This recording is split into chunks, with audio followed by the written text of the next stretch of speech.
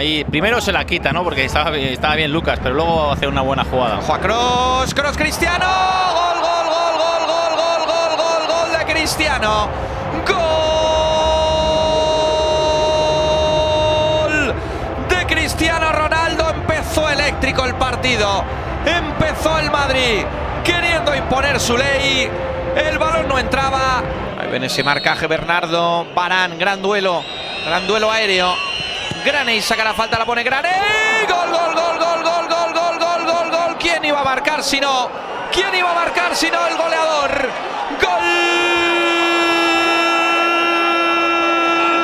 Lucas Vázquez entrega para Kovacic. Acumula mucha gente por dentro del Madrid. Lucas para Benzema, vaya pase para Cristiano. Cristiano. Gol, gol, gol, gol, gol, gol, gol, gol, gol, gol, gol, gol de Cristiano. Gol del Real Madrid. Cómo aceleraron después de combinar varios hombres por el medio de la jugada. Marcelo a la carrera Benzema. Benzema centra. Cristiano la deja para Lucas. Golazo. Golazo. Gol. Llega el tercero del Real Madrid. Qué bonito lo ha hecho el equipo blanco. Qué gran jugada, qué generosidad de Cristiano dejándola de cara para Lucas.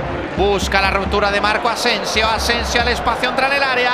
Asensio para Benzema. Aquí la tiene para matar, pero no la mata. Y el que lo hace es Cristiano Ronaldo. Cada uno a lo suyo. El de los goles aquí es Cristiano. Benzema completamente solo, la tenía que meter. Precisas del Real Madrid, que al final han tenido la efectividad del gol. Centra Borja García. Gol, gol, gol, gol, gol, gol, gol, gol de Cristian Stuani. Gol del Girona, 22 minutos, segunda parte. Llega el doblete del uruguayo. Hoy es día de goleadores en el Bernabéu.